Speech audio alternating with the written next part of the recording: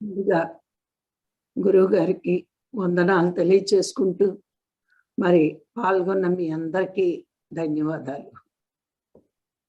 कार्यक्रम शुरू करने से पहले परम गुरु ब्रह्मर्षि पितामह पत्री जी को वंदन करते हुए उपस्थित सभी देवी आत्माओं को हार्दिक स्वागत करते हैं। మరి ఈరోజు మనము కొన్ని విషయాలు తెలుసుకుందాం.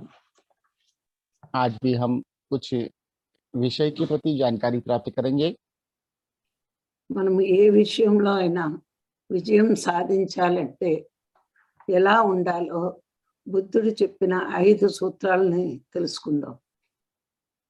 हमें किसी भी विषय में विजय प्राप्त करना है तो हमें कैसे रहना चाहिए, वह बुद्ध ने बताया ऐसे 5 सूत्रों के द्वारा जानकारी प्राप्त करेंगे।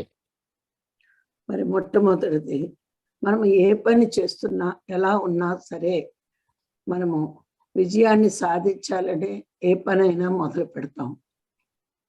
हम कभी भी कोई भी कार्य विजय प्राप्त करने के लिए ही शुरू करते हैं। మరి అలా సాధించాలనుకున్నప్పుడు ఒక్కొక్కసారి సాధించలేకపోతాం.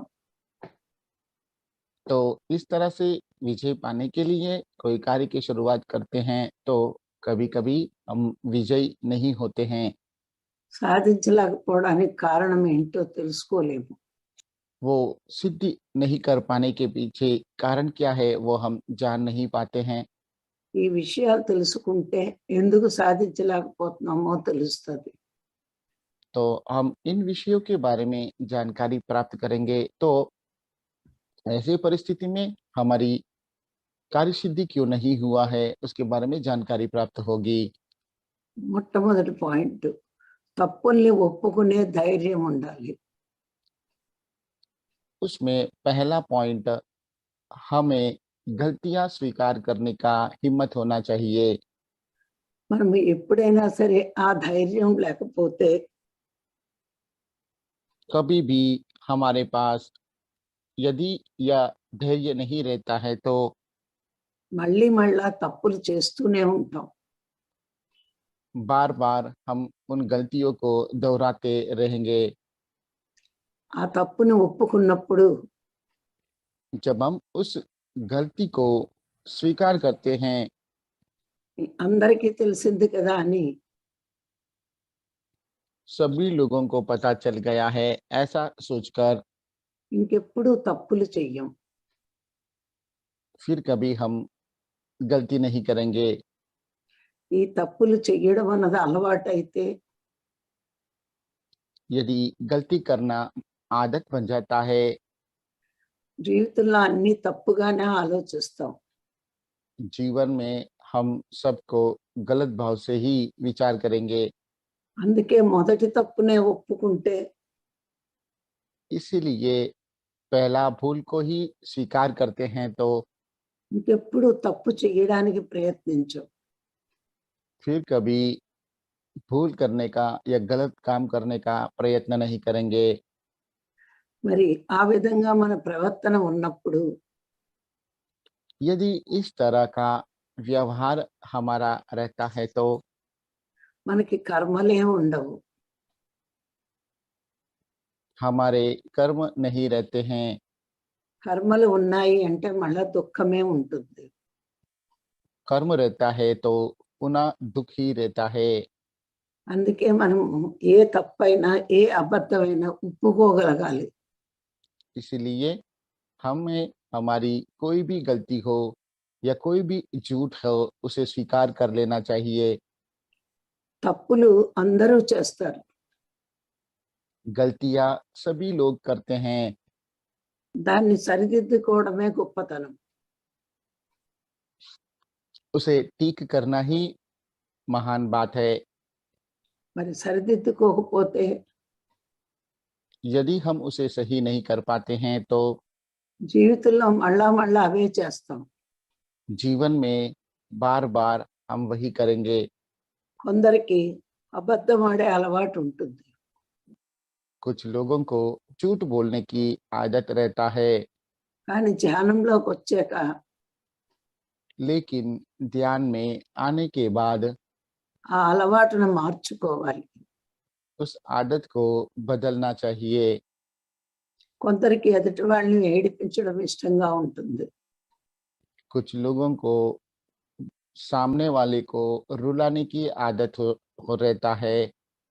అది కర్మ అవుతుందని ధ్యానంలోకి వచ్చి తెలుసుకుని इससे कर्म बनता है, ऐसा ध्यान में आने के बाद समझकर దాన్ని మార్చుకోవాలి. उसे बदल लेना चाहिए। మార్చుకోవడము అంటే మనకి ప్రేమతత్వం ఉన్నప్పుడు बदलना मतलब जब हमारे पास प्रेम तत्व रहता है, ఎవరిని బాధ పెట్టం. किसी को भी बाधित नहीं करेंगे, ఏ పొరపాటుగానూ ప్రవర్తించం. कोई भी गलत भाव से व्यवहार नहीं करेंगे। అందుకే ధ్యానంలోకి వచ్చాక మనము బాగా మన అలవాట్లను సరిచేసుకుంటాం. इसीलिए ध्यान में आने के बाद अधिक रूप से अपने आदतों को सही करते हैं, ठीक कर लेते हैं। ఇక రెండో పాయింట్, కష్టాలను ఎదుర్కొనే ధైర్యం ఉండాలి. दूसरा पॉइंट, मुसीबतों का सामना करने का धैर्य रहना चाहिए। కష్టాలు మన జీవితంలో ఎందుకు వస్తాయంటే मुसीबत हमारे जीवन में इसलिए आते हैं, ఆధ్యాత్మిక ఎదుగుదల కావాలంటే आध्यात्मिक प्रगति चाहते हो तो మనలో ఎంతో మానసిక శక్తి ఉండాలి. हम में बहुत ही मानसिक शक्ति का रहना जरूरी है। ఎటువంటి పరిస్థితులైనా ఎదుర్కోగలగాలి. किसी भी परिस्थिति का सामना करने की तैयारी रहना चाहिए। అందుకే భగవంతుడు మనకి కష్టాలనిచ్చి इसीलिए भगवान हमें मुसीबत या तकलीफ देकर మనకు మానసిక శక్తిని పెంచుతాడు. हमारी मानसिक स्थिति को बढ़ाते हैं। అందుకే చూడండి పాండవులకి అన్ని కష్టాలే ఉన్నాయి. इसीलिए हम देख सकते हैं पांडवों को अनेक तकलीफ हुए थे, అందుకే పెద్ద పెద్ద ప్రమాదాలను సైతం ఎదుర్కొన్నారు. इसीलिए बड़े बड़े अकस्मातों से उनका सामना करके आगे बढ़े। మనము కూడా ఆ కష్టాలను ఎదుర్కొన్నప్పుడు हम भी इस तरह के मुसीबतों का सामना करते हैं तो మన చుట్టూరుని పరిస్థితుల్ని हमारे इर्द गिर्द जो परिस्थितियां है మనము అర్థం చేసుకుంటాము. उसे हम समझ पाते हैं। సుఖాలలో ఎప్పుడు ఏది గమనించం. जब सुख रहता है तभी कभी भी कुछ भी हम किसी का भी ध्यान नहीं रखते हैं। కష్టాల్లోనే అన్నీ గమనిస్తూ ఉంటాం. जब तकलीफ आता है तब ही हम सबकी ओर सबको देखते हैं, सब समझने का प्रयत्न करते हैं। ఈ కష్టాలు వచ్చినప్పుడు जब मुसीबत आता है మనం ఎలా దాటాలి అని నిరంతరము ఆలోచిస్తూ ఉంటాం. उनमें से किस तरह से बाहर आना है उसके बारे में निरंतर प्रयास करते रहते हैं। అప్పుడు మన మేధాశక్తి పెరుగుతుంది. उसी वक्त हमारी बुद्धि शक्ति, हमारी सोचने की शक्ति अधिक हो जाता है। అందుకే జ్ఞానులకు కూడా ఆత్మజ్ఞానం పొందాలనుకున్నప్పుడు इसीलिए ध्यानी भी आत्मज्ञान पाना चाहते हैं तब ఎన్నో కష్టాలు వస్తూ ఉంటాయి. उन्हें अनेक कष्ट मुसीबत आते रहते हैं। మరి నేను కూడా ధ్యానంలోకి వచ్చాక तो माता जी स्वयं भी जब पहली बार ध्यान में आए थे तब 80% శరీరం కాలిపోయింది. 80% शरीर जल गया था।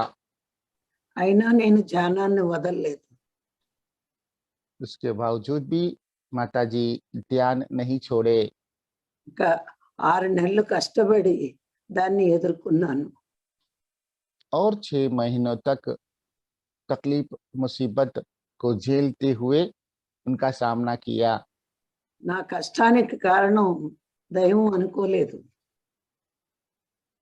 माताजी ने उनको जो तकलीफ मुसीबत आया है उसका कारण दैविक नहीं समझा।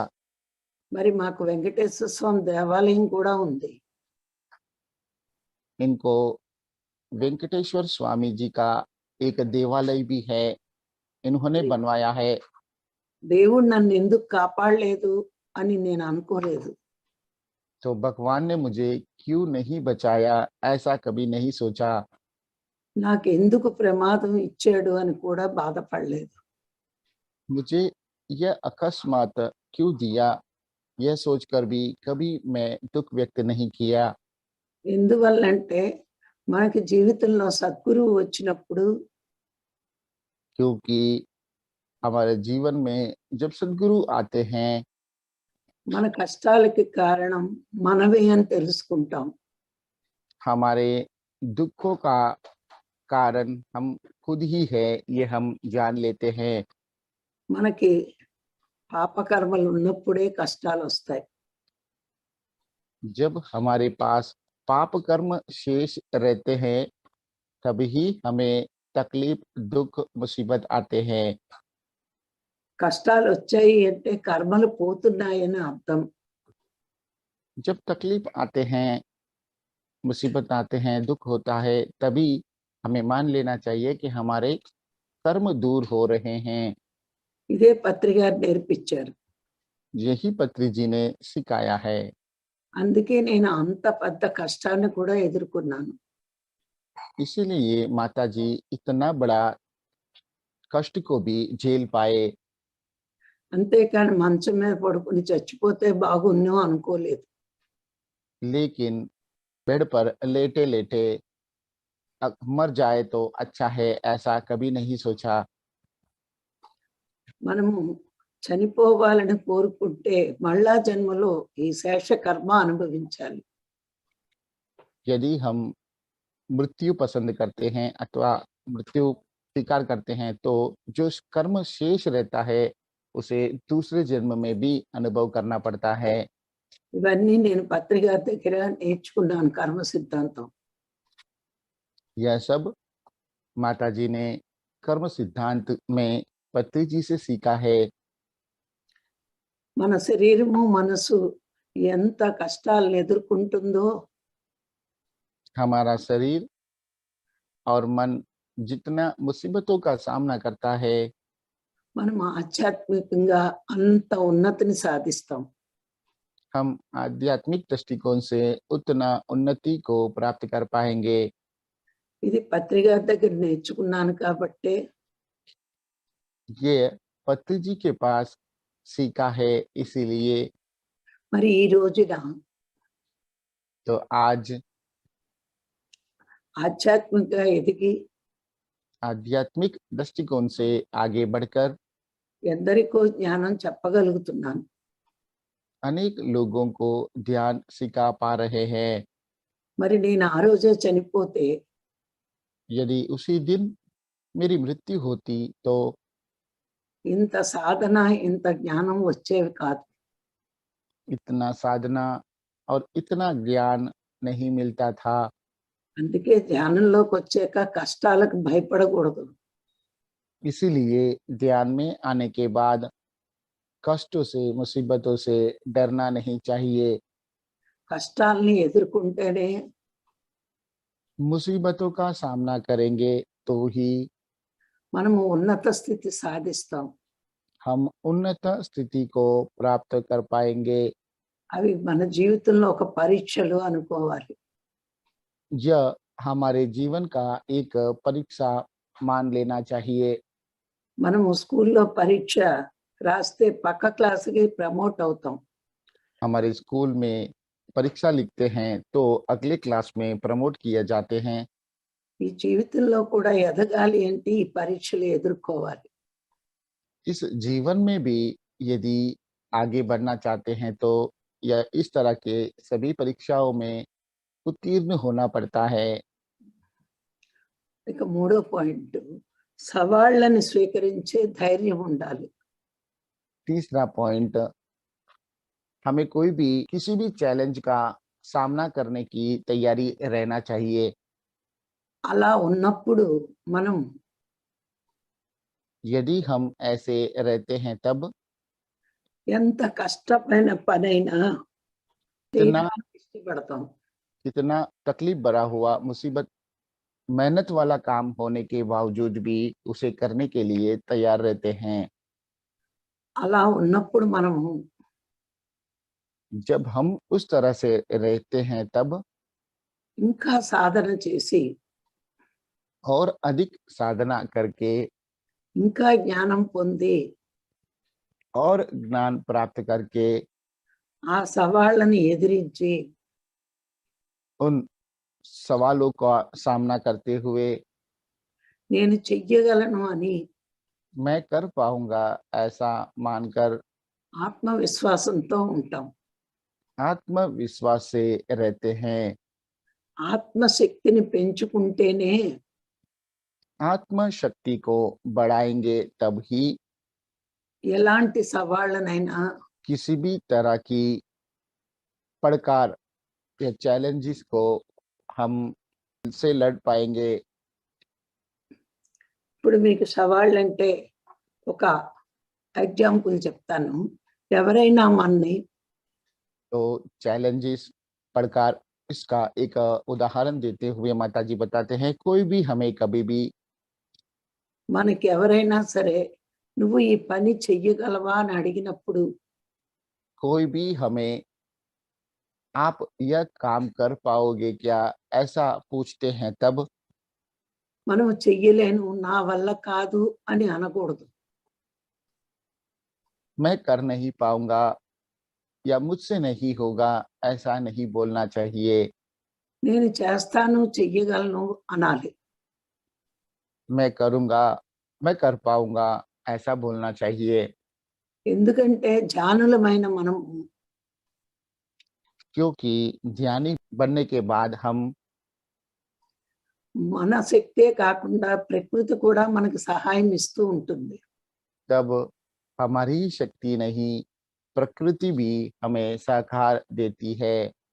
మనం ఏ సవాళ్ళనైతే స్వీకరించామో जिस सवाल को हमने स्वीकार कर लिया है ఆ సవాల్ని పూర్తి చేసేటట్టు उस सवाल का उस चैलेंज को पूरा करने के लिए ప్రకృతి సహాయం కూడా ఇస్తది మనకి. प्रकृति हमें मदद भी करती है। అందుకే బుద్ధుడు అంటాడు, इसीलिए बुद्ध कहते हैं నీ ముందు ఒక పని ఉంది అంటే आपके सामने एक कार्य है तो అది నువ్వు చెయ్యగలిగితేనే आप उसे कर पाओगे तो ही ఆ పని నీ ముందుకు వస్తుంది. तभी वह काम आपके सामने आता है। నువ్వు చెయ్యలేకపోతే నీ ముందుకు రానే రాదు. आप में वो कार्य करने की क्षमता नहीं रहता है तो वह कार्य आपके सामने नहीं आएगा। అందుకే నువ్వు ఒప్పుకుని చెయ్యాలి. इसीलिए उसे स्वीकार करके आपको करना चाहिए। చిన్న చిన్న పనులకే భయపడితే छोटे छोटे कार्यों से ही डर जाते हैं तो పెద్ద పెద్ద పనులు చేసే అవకాశం ఎప్పటికీ రాదు.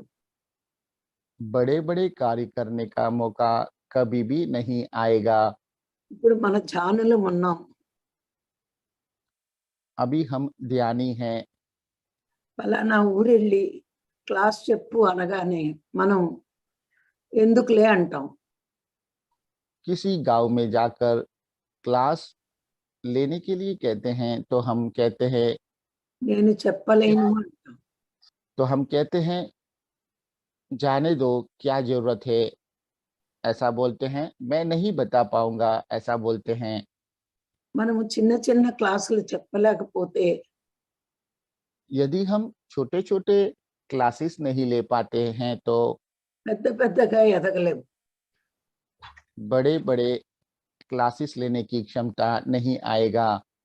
మరి మనకెప్పుడు కూడా జ్ఞానం చేస్తున్నప్పుడు ఎదుటివాడికి ఇస్తేనే ఎదుగుతాం. हम कभी भी ध्यान करते हैं तो अगले को बाँटते हैं, तभी हम आगे बढ़ पाते हैं। మరి 10 మందికి చెప్పలేని మనము 10 लोगों को नहीं बता सके ऐसा हम వందల వేల మందికి చెప్పే అవకాశాన్ని పోగొట్టుకుంటాం. सैकड़ों, हज़ारों को बताने का मौका खो देते हैं। అందుకే ఎవరైనా మనల్ని ఏదైనా చెయ్యగలవా అని అడిగితే చేస్తాను అని చెప్పాలి. इसीलिए कभी भी कोई भी हमें करने के लिए कहते हैं तो हमें स्वीकार करना चाहिए, मैं करूँगा ऐसा बोलना चाहिए। పనిలో ఉత్సాహం ఉన్న వాళ్ళకి कार्य करने में जिसको उत्साह रहता है, उनको ఆ ధ్యానులకి उन ध्यानियों को ప్రకృతి ఎప్పుడు పరమాత్మ సహకరిస్తూనే ఉంటారు. प्रकृति हमेशा साकार देते ही रहता है। అందుకే మనం సవాళ్ళని స్వీకరించి పని చెయ్యాలి. इसीलिए हमेशा सवालों को स्वीकार करते हुए कार्य करना चाहिए। ఇక 4వ పాయింట్ चौथा पॉइंट, మనపై మనకి అచంచలమైన విశ్వాసం ఉండాలి. हमें अपने आप पर अचंचल विश्वास रहना चाहिए। ఇది మనకి ఎప్పుడు వస్తుందంటే यह हमें तब प्राप्त होता है మనం ధ్యానం చేసి हम ध्यान करके, జ్ఞానం పొంది ज्ञान प्राप्त करके, నేను శరీరం కాదు ఆత్మని అనే అనుభూతిలో ఉంటే मैं शरीर नहीं हूँ, आत्मा हूँ, ऐसा अनुभूति में रहते हैं, तब అప్పుడు మన మీద మనకి నమ్మకము విశ్వాసము ఉంటాయి. तब हम पर हमें भरोसा और विश्वास रहता है। నేను శరీరము మనస్సు అనుకుంటే ఏ పని చెయ్యలేం. मैं शरीर हूँ, मैं मन हूँ, ऐसा सोचेंगे तो हम कोई भी कार्य नहीं कर पाएंगे। నేను ఆత్మని అనుకుంటే పెద్ద పెద్ద పనులు కూడా చెయ్యగలం. मैं आत्मा हूँ या सोचेंगे तो ही बड़े-बड़े कार्य कर पाएंगे। ఇప్పుడు పత్రి గారు ఆత్మని అనుకున్నారు కాబట్టి ఎంతో మందిని ధ్యానులుగా మార్చారు. तो पत्री जी अपने आप को आत्मा ऐसा माने तभी अनेक लोगों को बदल पाए। అలాగే మనం కూడా నేను ఆత్మని అనుకుంటే उसी तरह से हम भी अपने आप को आत्मा समझते हैं तो ఎలాంటి కార్యాలనైనా చెయ్యగలం. किसी भी तरह के कार्यों को कर पाएंगे। నేను ఎందుకు పనికిరాను, నాకు వెనకాతల డబ్బు లేదు, పదవులు లేవు, శక్తి లేదు అనుకుంటే ఏదీ చెయ్యలేము. मैं किसी काम का नहीं हूँ, मेरे पास धन नहीं है, मेरे पास पद नहीं है, मेरे पास शक्ति नहीं है, ऐसा सोचेंगे तो हम कोई भी कार्य नहीं कर पाएंगे। కొంతమంది నా మాట ఎవరు వింటారు అంటారు. कुछ लोग ऐसा बोलते हैं कि मेरी बात कौन सुनता है। మనం ఎప్పుడైతే ధ్యానం చేస్తామో जब हम ध्यान करते हैं तब జ్ఞానం పొంది ज्ञान प्राप्त करके మన మనసును ప్యూరిటీగా ఉంచుకుంటూ हमारे मन को पवित्रता से रखते हुए మనము ఆత్మలమని భావిస్తూ हम आत्मा है ऐसा भाव में रहते हुए అలాంటప్పుడు మన మాటలన్నీ సత్యంగా ఉంటాయి. उस ऐसे समय ही हमारी बातें सत्य जैसा रहता है।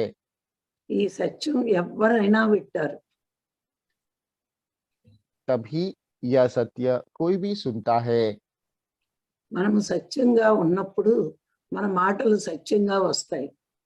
जब हम सत्य रूप से रहेंगे तब हमारी बातें सत्य जैसा रहता है। మరి అందుకే ముందు మనము సరి అయిన మనసు ఉంచుకుంటే సరి అయిన పనులు చెయ్యగలం. इसीलिए पहले हम सही मन रखेंगे तो ही सही काम कर पाएंगे। జ్ఞానులమైన మనము ఏదైనా సాధించగలము అని అర్థం చేసుకోవాలి. ज्ञानी बने हुए हम कुछ भी प्राप्त कर पाएंगे, किसी भी कार्य को कर पाएंगे, ऐसा मान लेना चाहिए। మనము పని మొదలెట్టినప్పుడు మనం ఒక్కళమే చేస్తున్నాం అనుకుంటాం. जब कार्य का शुरुआत करते हैं तो यह मैं अकेला ही करूँगा, ऐसा हम सोचते हैं। కానీ ఈ విశ్వం కోసం మనం పని చేస్తున్నప్పుడు लेकिन इस विश्व के लिए जब हम कार्य करते हैं तब ఎందరో మనకి సహకారిగా పంపిస్తది ప్రకృతి. अनेक लोगों को सहकार देने के लिए प्रकृति मदद करने के लिए हमारे पास भेजता है। ముందు మనము ఒక్క అడుగు వేయడం మొదలుపెట్టాలి. पहले हमें एक कदम आगे बढ़ाने की आवश्यकता है। తర్వాత ఎందరో మన కూడా వస్తారు. उसके बाद अनेक लोग हमारे साथ आते हैं। హిందీ వాళ్ళని కలపడానికి రాఘవరావు గారికి చిరంజీవి వచ్చాడు ముందు. हिंदी लोगों से मुलाकात करने के लिए राघव राव जी के लिए पहले चिरंजीवी आया था। ఇప్పుడు ఎంతో మంది ఆయన కూడా వస్తున్నారు. अभी अनेक लोग उनके साथ आए हैं। అందుకే అచంచలమైన విశ్వాసంతో మనం పని మొదలెట్టాలి. इसीलिए अचंचलता भरा हुआ विश्वास के साथ कार्य की शुरुआत करना चाहिए। అప్పుడు చాలా గొప్ప పనులు చేయగలం మనం. तभी हम महान कार्य कर पाएंगे। ఇక 5వ పాయింట్, अब 5वां पॉइंट, మనం చేసే పనిలో ఎప్పుడు ఉత్సాహం ఉండాలి.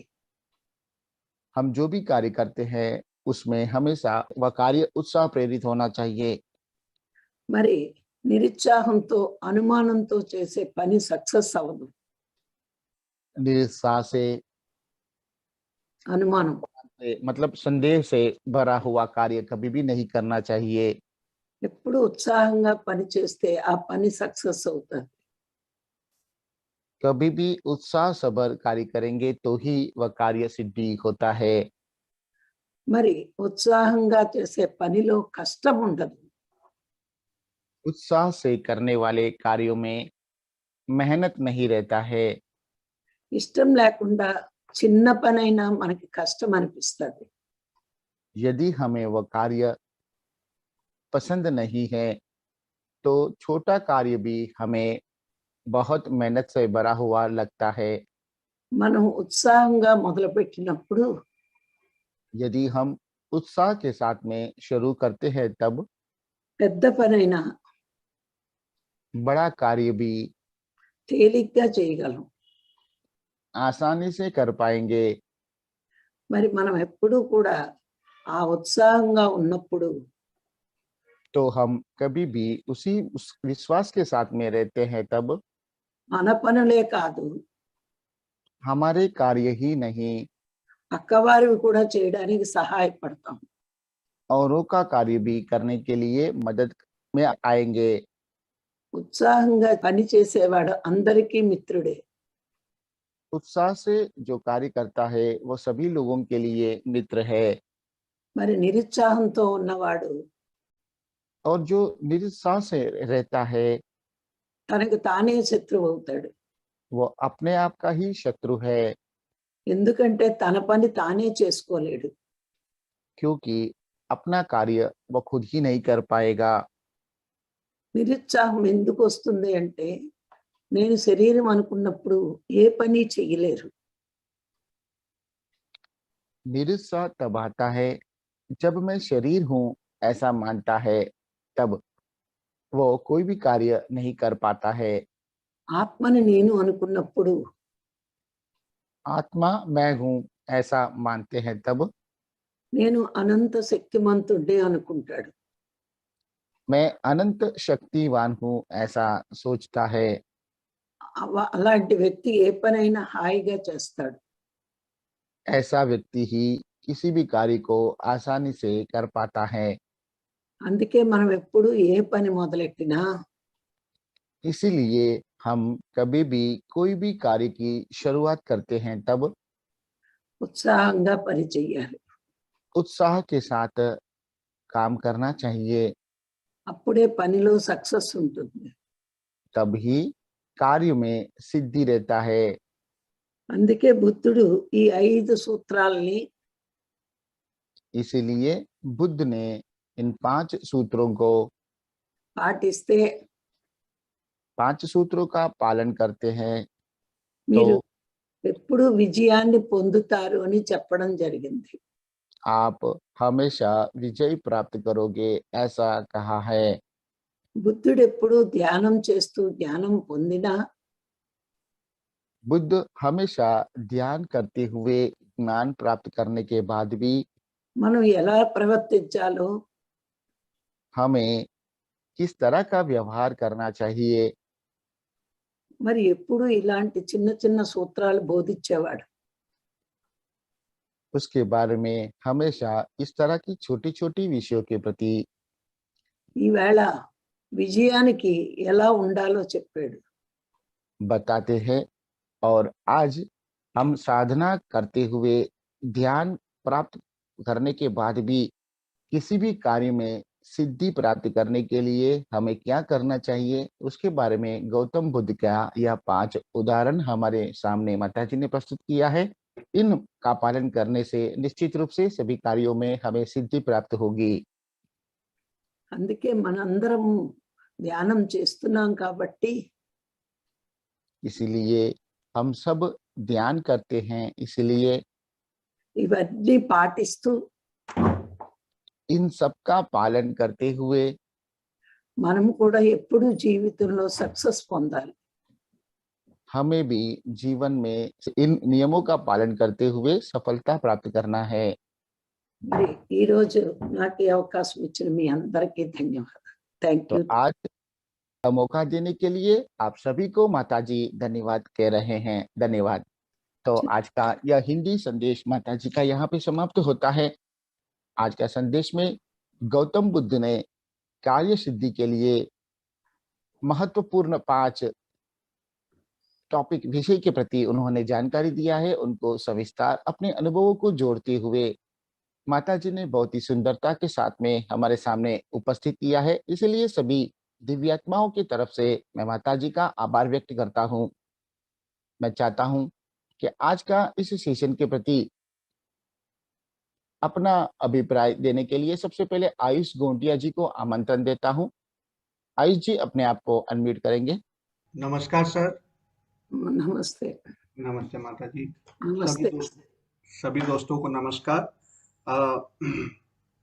आज हमने माता जी के द्वारा गौतम बुद्ध के द्वारा बताई हुई एक कार्य सिद्धि, हर कार्य में विजय प्राप्त हो, उसके बारे में हमने कुछ 5 सूत्र समझे हैं। हर कार्य में विजय, जब भी कोई कार्य करें तो वह सिद्ध हो जाए। ऐसा क्या करें कि जो हमें हर बार हर कार्य में सफलता प्राप्त हो। तो उस विषय को हमने आज लिया है। तो 5 उसमें पॉइंट आते हैं। पहला है, हमें हर समय गलती स्वीकार करने को तैयार होना चाहिए। यदि हम अपनी गलतियां नहीं स्वीकारते हैं तो उन्हीं गलतियों को हम बार बार दोहराते हैं। ऐसे में हमारे कर्म बनते रहते हैं और हम हमेशा दुखों से घिरे रहते हैं। गलतियां सभी करते हैं और उन्हें ठीक करना ही महानता की निशानी है। एक पॉइंट इससे मैं कनेक्ट नहीं कर पाया, वह यह है कि चिरंजीवी सर आप बताइएगा। Yes sir. कि जब हमारे पास प्रेम तत्व हो तो हम किसी को बांधेंगे नहीं। इसका हमारी गलती स्वीकारने से क्या कनेक्शन था, मैं नहीं समझ पाया था। प्रेम तत्व रहेगा तो हम किसी को बांधेंगे नहीं, तो इस पॉइंट का गलती स्वीकारने से क्या कनेक्शन था, मैं नहीं समझ पाया। అమ్మవారు ఆయనకు ఒక డౌట్ ఉందట, అది అడుగుతున్నారు. మనము ప్రేమతత్వంతో ఉంటే ఇతరులను బంధించలేము, బంధించగలము. బంధించగలము. ఉమ్. ఈ టాపిక్ కార్యసిద్ధితో ఏ విధంగా కనెక్ట్ అయి ఉంది అని అడుగుతున్నారు. మనం ఇతరులను ప్రేమించినప్పుడు ఎవరి జీవితంలోని మనము తప్పులు చెయ్యం. అంటే ఇప్పుడు చూడండి, నేను మిమ్మల్ని ప్రేమించాను అనుకోండి, మీతో అబద్ధాలు చెప్పగలనా? జీ మనం చెప్పలేరు. ప్రేమించినప్పుడు, అందరినీ ప్రేమించినప్పుడు వాళ్ళ విషయాల్లో బాధ పెట్టడం కానీ, అబద్ధాలు చెప్పడం కానీ మనం చెయ్యలేము. అందుకే అందరినీ ప్రేమించడం వస్తే తప్పుడు పనులు చెయ్యం. जी, माताजी ने आपका इस सवाल का जवाब देते हुए ये कहा है, यदि माताजी हमें प्यार करेंगे, प्रेम करेंगे, तो वो हमें कभी भी झूठ नहीं बोलेंगे अथवा हमारे किसी भी कार्य में बाधा पहुंचाने का प्रयत्न नहीं करेंगे। तो सभी को अपना अपना कार्य करने से स्वतंत्रता रहेगा। इस तरह से उनकी कार्य सिद्धि में वो अड़चन बनकर नहीं रहेंगे। यही है कारण कि हम किसी को प्रेम करेंगे तो वो बंधन में नहीं रहेगा और वो अपने कार्य के प्रति निष्ठा से कार्य पूरा कर पाएंगे। ఒకవేళ మనం పొరపాటున అబద్ధం చెప్పినా వెంటనే ఒప్పుకుంటాం ఇష్టమైన వాళ్ళ దగ్గర. यदि कोई हमें बहुत ही पसंदीदा व्यक्ति है, उसके सामने यदि हम कोई झूठ भी बोलेंगे, तुरंत ही उसे स्वीकार करते हैं और उसे ठीक कर लेते हैं। అదే ఒప్పుకోవడం అంటే. यही है स्वीकार की भावना। आयुष जी, समझ में नहीं आया है तो दूसरा उदाहरण भी बता सकते हैं। एक और बार बताइए। అర్థమైందా? అర్థం కాలేదు అని అన్నట్టు తెలుస్తుంది. ఇంకోసారి ఇంకో విషయం చెప్పమంటున్నారు. ఇప్పుడు మనం ఎదుటి వాడిని ప్రేమిస్తాము. అవి ప్రేమించినప్పుడు వాళ్ళకి ఏదైనా మనకు తెలియకుండా నష్టం కలిగిస్తే, एग्जाम्पल के रूप में हम यदि किसी को प्रेम करते हैं तो మనకు తెలియకుండా మన వల్ల నష్టం కలిగితే हमें पता ही नहीं और हमारी द्वारा उनको तकलीफ हुआ है, नुकसान हुआ है, అప్పుడు తప్పు ఒప్పుకుని సరి చేస్తాం. तब ऐसी परिस्थिति में हम हमारी गलती को, भूल को स्वीकार करके उसे ठीक करने का प्रयत्न करते हैं। అది ఎప్పుడు జరుగుతుందంటే అందరినీ ప్రేమించినప్పుడే. यह ఇలా तभी సరి होगा చేసుకుంటాం. जब आप सभी लोगों को प्रेम करोगे, तभी आप अपने सभी भूलों को सुधारने का प्रयत्न करोगे। మనం అందరినీ ప్రేమించకపోతే మనం ఆ తప్పుల్ని సరి చేసుకోం. यदि हम सभी लोगों को प्रेम नहीं करेंगे तो हमारी गलतियों को ठीक नहीं कर पाएंगे, सुधार नहीं पाएंगे। जी, थैंक यू। తప్పులు समझ गए जी, आयुष जी, जी? जी, मैं समझा। చిరంజీవి Yes, ఒకటి ma'am. చెప్పు, అందరూ శత్రువులు అనుకుంటే తప్పును ఒప్పుకో. जी, सभी लोगों को यदि हम शत्रु समझेंगे तो हम कभी भी अपना गलती का स्वीकार नहीं करते हैं। అందరూని ప్రేమించి మిత్రులు అనుకుంటే మన తప్పులను ఒప్పుకుని సరి చేసుకుంటాం. सभी लोगों को दोस्त मानकर रहेंगे तो अपनी गलतियों को स्वीकार करके उसे सुधारने का प्रयत्न करते हैं। అందుకే బుద్ధుడు తప్పులను ఒప్పుకోమన్నాడంటే అందరినీ ప్రేమించమని చెప్పడమే. इसीलिए बुद्ध ने अपनी गलतियों को स्वीकार करने के लिए कहा है, तो सबको प्रेम करके अपनी गलतियों को सुधारने के लिए भी कहा है, ऐसा मान लेना चाहिए। ఇప్పుడు అర్థమైందా? ఇంకా చెప్పండి. अभी भी आपको समझ में नहीं आया समझ आया गया, है? समझ गया। जी, तो जो विषय था कि हम हमेशा अपनी गलती को स्वीकार करने को तैयार हों। जब हम सबको प्रेम करते हैं तो हमेशा जब भी कोई गलती करते हैं उसे बहुत सहजता के साथ स्वीकार कर लेते हैं। जब हम किसी से दुश्मनी में रहते हैं तो कितनी भी महान गलती करें, हमेशा सामने वाले को ही दोष देते हैं अथवा परिस्थिति को ही दोष देते हैं। तो इसलिए माता जी ने बताया कि सबको प्रेम करेंगे तो बहुत सहजता से हम अपनी गलतियों को स्वीकार कर पाएंगे। दूसरा पॉइंट था मुसीबतों का सामना करने का धैर्य। जब हम सुख में होते हैं तब कुछ सीखते नहीं हैं। जब हम दुख में आते हैं तभी हम सीखने का प्रयास करते हैं। मुसीबतें हमारी आध्यात्मिक प्रगति करती हैं। उदाहरण के रूप में महाभारत के प्रसंग में पांडवों का जिक्र किया, जिसमें वो जीवन पर्यंत अनेक मुसीबतों का सामना करते हैं, धैर्यपूर्वक सामना करते हैं और अंत में विजय प्राप्त करते हैं। मुसीबतों का लगातार सामना करने का जब हम प्रयास करते हैं, तब हमारी सोचने व विचारने की क्षमता अधिक हो जाती है, हमारी कार्यकुशलता भी बढ़ जाती है। माताजी ने अपना स्वयं का उदाहरण दिया कि एक समय वह उनका शरीर 80% आग में जल गया था। इसके उपचार में उन्हें 6 महीने लगे थे। 6 महीने वे बेड पे ही थी। तो बिस्तर पे बैठे बैठे वह कभी यह नहीं सोचती थी कि मुझे मौत ही आ जाए, अथवा माता जी का कि खुद ही एक देवालय है, वेंकटेश्वर भगवान का मंदिर है, यह भी कभी नहीं सोचा कि उस भगवान ने मुझे बचाया क्यों नहीं।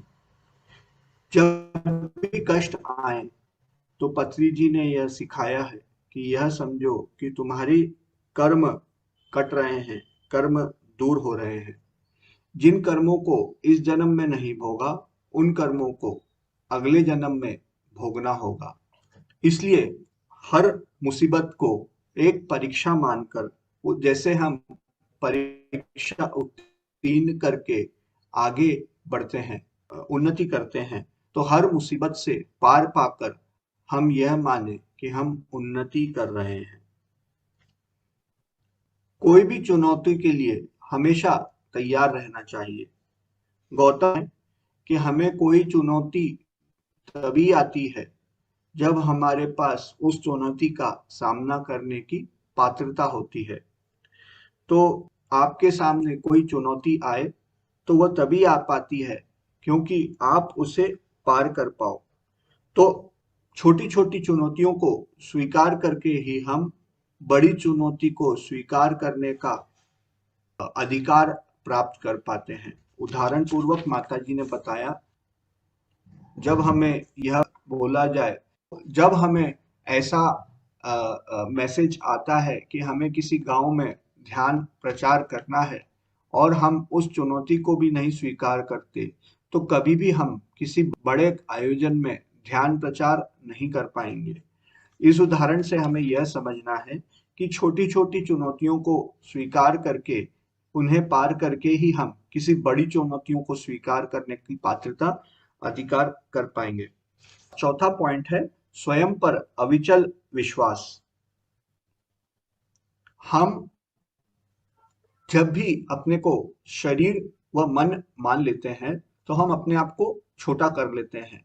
जब हम यह माने कि हम तो आत्मा है, मैं स्वयं आत्मा हूं, तो हम अपना विराट रूप धारण कर लेते हैं। तब स्वयं पर अविचल विश्वास प्राप्त हो जाता है। तो हमेशा जब भी हम कोई कार्य करें और यह सोचें कि मैं तो अकेला हूं, यह कार्य कर नहीं पाऊंगा, कैसे कर पाऊंगा, मेरे पास धन नहीं है, पद नहीं है, शक्ति नहीं है, तो हम खुद के अगेंस्ट में ही खड़े हो जाते हैं। उदाहरण पूर्वक माताजी ब्रह्मर्षि राघव राव सर का उदाहरण देते हुए कहती हैं कि वे पूर्ण रूप से तेलुगु भाषी हैं, हिंदी भाषा का अल्प ज्ञान रखते हुए भी उत्तर भारत में ध्यान प्रचार करने का उन्होंने निश्चय किया। तब स्वयं पर अविचल विश्वास था कि वह इस कार्य को कर पाएंगे। धीरे धीरे उन्हें चिरंजीवी सर वह मिले जो उन्हें भाषांतर करके हिंदी में उनकी मैसेज को बताते हैं। धीरे धीरे उनके कई कार्यक्रम स्थापित होते गए और आज उत्तर भारत में बहुत सारी जगहों पर राघव सर के प्रोग्राम होते रहते हैं। तो हमें स्वयं को आत्मा मानकर अपने ऊपर अविचल विश्वास रखना चाहिए। जब हम इस तरह के कार्य करते हैं, खुद को आत्मा मानकर जब कोई कार्य करते हैं, तो प्रकृति भी हमारी मदद करती है और हमारी मदद के लिए कुछ लोग अथवा अच्छी परिस्थिति बनाने का संकल्प लेती है। आखिरी पॉइंट, 5वां पॉइंट है हमेशा हर कार्य को उत्साह प्रेरित होकर ही उत्साह पूर्वक ही करना चाहिए। संदेह पूर्वक हमें कभी भी कोई कार्य नहीं करना चाहिए। जब हम संदेह पूर्वक कोई कार्य करते हैं तो छोटे छोटे कार्य भी बहुत बड़े दिखाई देते हैं, और जब उत्साह पूर्वक कार्य करते हैं तो बड़े बड़े कार्य भी बहुत आसानी से कर पाते हैं। विश्वास पूर्वक जब हम कोई कार्य करते हैं तो अपने कार्य ही नहीं, हम दूसरों के कार्यों में भी मदद कर पाते हैं। जो व्यक्ति उत्साही होता है वह सबका मित्र होता है। निरुत्साही सबका तो ठीक है, स्वयं का भी शत्रु होता है। हम निरुत्साही तभी होते हैं जब हम यह धारणा बनाते हैं कि मैं शरीर हूं अथवा मन हूं। जब यह सोचते हैं कि मैं आत्मा हूं तो दीवान हूं, मैं कोई भी कार्य कर सकता हूं, तो जब इस तरह कोई भी कार्य करने का मैसेज मिलता है, अपॉर्चुनिटी मिलती है, तो हमेशा तैयार रहना चाहिए कि हाँ, मैं ये कार्य कर सकता हूं। बुद्ध ने कहा है, हम जब भी इन 5 सूत्रों का पालन करेंगे तो हम हर कार्य में विजयी होंगे। आज का मैडम का जो क्लास था उसका मैंने हिंदी में अपनी बुद्धि से जो कर पाया ट्रांसलेशन वो आपके सामने रखा। धन्यवाद। Thank you sir. धन्यवाद आयुष जी। तो आज हम यह हिंदी सेशन को यहाँ पे समाप्त करने की घोषणा करते हैं। मिलते हैं कल सुबह के प्रातःकालीन ध्यान व अद्भुत ज्ञान के लिए। तब तक हम आपसे रजा लेते हैं। धन्यवाद। Thank you, thank you, thank you.